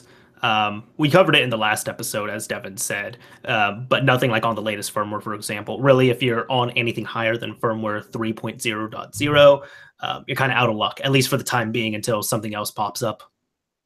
Mm-hmm. It looks like Sick Nick here has a quick question that I want to address real quick. It says, for kiwidog, do you still make PSP homebrew? If so, what kind? I'm not sure if he ever did, or if maybe he was mistaking my comment earlier. I'm going to assume that he might be getting you and kiwidog confused. Devin's the guy who did PSP homebrew. And to answer that question, no. I haven't worked on anything in a while. I worked on a few small applications that I mostly played around with. The most notable one being that Smash My PSP that I mentioned. So I do development as a job now, and I don't do quite as much stuff in my free time as I'd like, though I'm working on that. Right. One thing I'll just take this one super quick, but Fallen Faith was asking, does my YouTube Red help your channel? Yes, it does. Pretty much with any, if you're paying for a YouTube Red subscription with any channel that you watch, they get a little bit of the cut of the revenue from that you pay for. The other one here from James was, have you tried the Switch adapter that allows you to connect other controllers? I have not, but I have one. So I've got the official GameCube or USB to GameCube adapter that Nintendo sold for the Wii U. I haven't tried it for my Switch. I've got GameCube controllers as well, so thought about giving it a try, but it's confirmed to be working, and even Nintendo came out and was like, yes, it does work with GameCube controllers. They said, at least, wow, we didn't even realize that was going to work, but that's cool. That cracked me up when even Reggie, I think it was Reggie, he came out, he was like, I was just as shocked as you were. I'm like, that's right. You're either acting or that's bad. Yeah. It's pretty cool though. I mean, I don't know what games you would use it for other than Smash, but at least we don't have to worry about them bringing support for that when it does come. If it does come, let's hope it comes. Yeah. The other thing that they had actually added in a recent update was wireless. Like if you're using any wireless headsets or headsets. That's what I'm thinking of. Not really microphones, but if you have any like wireless headphones or headsets that are USB compatible, those will work on the Switch now. Yeah, I don't know about headsets. I'm not sure. I can't say, either way on that one, but I know at least headphones. Yeah. I haven't even paired one up yet, but I've thought about it because these are actually Bluetooth headphones. I use them all the time. I'm a huge fan of Bluetooth headphones, so I've been meaning to give it a try, but haven't yet. Mm-hmm. I think what was it with not with a Switch on there? No, in regards to it, people were really citing the PlayStation 4 headset that has a built-in microphone because it's Bluetooth, but it uses a USB dongle, so you have to hook it up to something to actually utilize wireless capabilities, and that does work on the Switch. I don't know if you've heard about this though, but when the Switch was reversed, they actually found out that there is voice chat functionality on there, but it's only for local. It's not for, it's not for the internet. Like, what am I trying to say? Yeah, no, but it's not like for, getting on their online services. So, which doesn't make any sense to me. It doesn't make any sense at all. So voice chat is there and people might be like, yeah, there's voice chat. It's like, yeah, but it only works locally. So it's like if Devin and I were sitting next to each other playing a game locally, we could use voice chat. The only thing I could think of that could be useful for is like a large tournament setting where you're all like within a vicinity that you can all connect on your switches, but maybe slightly far enough proximity away where you would want to actually have voice chat with your teammates. But at the same time, the Switch and all of Nintendo stuff isn't exactly like the pinnacle of esports hardware. I mean, it's got its games, but I mean, it's kind of odd. I mean, hey man, for that reveal, they showed professional Splatoon players on it. And I love me some Splatoon, so I'd watch that. I kind of a little tangent here, but I just remember this just making me smile. One of the first Halo 3 LAN party I had in high school, it was myself and a bunch of other friends, and we didn't know about this, but using a headset on the Xbox 360 worked locally. So one of my friends, like we were messing around with it, and on the 360, in case you didn't know, if you don't have your own headset plugged in, you can still hear the people, but it comes through your speakers. And granted, we all had like old junky TVs that we had, grabbed from our parents' basement or garage or attic or whatever it might be. So one of my friends, he had a really kind of crappy, spotty, excuse me, just kind of a crappy TV overall that one of us, like a few of us were playing on. And my buddy Sean was there, and he decided to hook up his mic, and he was just making just random noise, kind of just trolling. He's like, just doing stuff like that. And we turned up the TV just for giggles. But my friend's TV was so bad that he actually screamed at Sean to stop because it started distorting the image violently, and he couldn't play while we were in game because of Sean's voice coming through the TV. My God. It sounds like a horrible experience, but those were good times. Those are nostalgic. He does have a mighty voice. He does have a mighty voice, especially when you amplify it by like 50 on a TV. A big tube TV too, so it had those those booming speakers, not like the little tiny ones that come on LCD and LED TVs now. Right, good speakers, the way they used to make them. Yeah, good. Even back then they were crappy, but then compared to a bunch of speakers that ship on stock TVs, it's like, oh, those were actually pretty good because they had width and girth to work with to put the speaker in. Right. You can only fit so much sound into just a small speaker. Yeah. Yep. Sound bars. Well, I like sound bars. Yeah. So moving on to another question. KP asked, have you ever messed around with a USB Gecko on the Wii U? I have not. USB Gecko. I feel like there was a USB backup loader called Gecko. Maybe I'm thinking of something else. Yeah, no, USB Gecko. I was just looking this up the other day. No, USB Gecko, from what I see here. Okay, I'm getting this from the official WeBrew.org section of USB Gecko, but it says the USB Gecko is a Wii GameCube development and hacking tool which connects to the USB port of the computer and to the GameCube memory card slot of the Wii. It can be used to upload Homebrew, to use your computer as a remote terminal under Wii Linux, and as a remote debugging tool.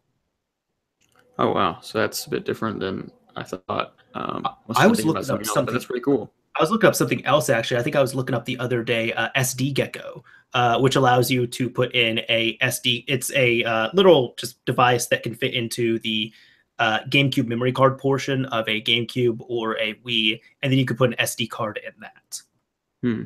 Interesting. Yeah, no. So sorry for the disappointing answer on there. We explained to people that don't know about it, but neither of us have used it. Yeah. Oh well. I think that's the last thing on here. Actually, the last question I'll grab is Grimdo, and we can kind of actually this a bit appropriate because we can outro here if you're cool with that. But he was asking, will kiwidog come back soon? Kiwi actually had to leave about in the middle of the podcast. He left right before we talked about the PS3 Playground. So unfortunately, he won't be joining again. He won't be joining on this episode again, and he won't be doing an outro on here. But yeah, no, in short, he's not coming back. But he should be okay, hopefully. Sad. But yeah, no, definitely. Hopefully he'll be back on another show. It was really nice having him on and getting his insight on some of the PlayStation stuff, especially since that's, more of your strong suit. So I totally welcomed him to come back on again. Yeah, for sure. Well, even I guess I might know a little bit more than some other people, but I mean, he's the one who's going in, and he has more of the low-level reverse engineer knowledge on that, which we very much appreciate. So it helps out. Right. Yeah. Anyways, we can start jetting out here as well. So everyone, you know what? I have to say big thank you to the chat. People were really cool tonight on here. We didn't really have too much fuckery going on. And on top of that, Devin, so it's been going down, but this is the lowest amount of viewers we've had all chat, which has been 43 viewers right here, and I think I saw it spike up to either like 68 or 70 something earlier. So we've had more of a turnout this time around, and we very much appreciate that. So thank you for coming on. Yeah, absolutely. And if anyone is watching or listening to this later, really appreciate you guys in the chat. We're always watching. I've got it up on my screen here. I may not get the time to respond too much in show, but really appreciate you guys. There's some good discussion going on, and like you're listening to now, we love to have you guys ask questions and participate at the end. So please join us. I think you'll really enjoy it. Yeah. One person was actually asking here, is there usually a lot of fuckery? Not that much, honestly. I mean, occasionally you might have, I don't know, like an asshole or two in the comment section, or somebody trolling, or somebody maybe advertising. But I think I might have gotten rid of, I think I got rid of one troll, and I got rid of one advertiser this entire stream. But even so, a lot of times, the moderators here, shout out to all of them. The moderator team, like, they enjoy coming here, listening to the live stream, actually participating. And they normally clean up the comment section pretty well, too. Yeah, I've noticed that they're really on top of it. So props to the moderators, and props to everyone in the chat today. For sure. Yeah. Anyways, let's go ahead and hop off of here. I'll say, Devin, by the way, Lily is just, she's just laying here, just awkwardly doing nothing. So I think she just wanted attention. That's very possible. I was trying to ignore her when she started whining, but apparently my skills were not enough. Yeah. Oh well. We good. She just wanted to be pet for like 5 minutes. Thank you for doing the honors. No problem, man. She didn't really, because I had my door closed, so we're not, Devin and I aren't like fighting with reverb in here. But I don't think she realized that she could still come in with the door closed. That's probably why she's just like, Daddy won't let me in. Daddy doesn't love me anymore. Oh boy. Anyways, thank you again, everyone, for coming out and showing your support and having some fun with us. We do plan to do another show next month, which kind of a spoiler alert here, but we're going to do the same thing that I at least did with Johnny Guns and Daniel last year, where we kind of just came in and we were like, hey, we came in here with no topics to discuss. We're just focusing on the audience here, whatever you all want us to talk about, we'll talk about. So throw out some topics. And we had a really fun episode. So I talked about it with Devin. That's going to be the plan for the next episode here, just kind of as a end of the year celebration wrap up. It will literally just be all like, hey, you all pick the topics and we'll discuss them. Mm-hmm. I'm totally going to rant about Android and iOS for like an hour straight. I think a lot of people would enjoy that, actually. We'll see what happens. I'm interested to see what people are interested in hearing about. For sure. Yeah. Anyways, this is Mr. Mario signing off. Thank you all for watching, everyone. If you're checking this out on YouTube or if you're listening to it, whatever it might be, all of our social media links are down below in the description. We're going to have, our sources available. At this point, you probably don't need any timestamps, so we'll have timestamps as well, too. You could find Devin here on Twitter. You could find Kiwi on Twitter as well, too. And that's about it, I think, on my end here. Yeah, no, I'm good. That's perfect. And I think we're about ready to wind it up, man. Yeah. And also, big shout out to Devin as well, too. Devin's actually sick. And you powered through this entire episode, man. Yeah, I'm tired. Yeah. But no, it was good. It was a lot of fun. We'll get you healed up. We'll get you out of here and healed up. Yeah. Anyways. NyQuil. Yes. Don't abuse it, kids. We have to be good influences. 2 tablespoons, or whatever the recommended dose is. 2 tablespoons for adults. I think that sounds right. Yeah. Anything else, you start seeing the leprechauns. Oh, gosh. Yeah. Not again. Not again. Yeah. Anyways, thank you all for listening, watching, and until next time, we'll see you next month. Later.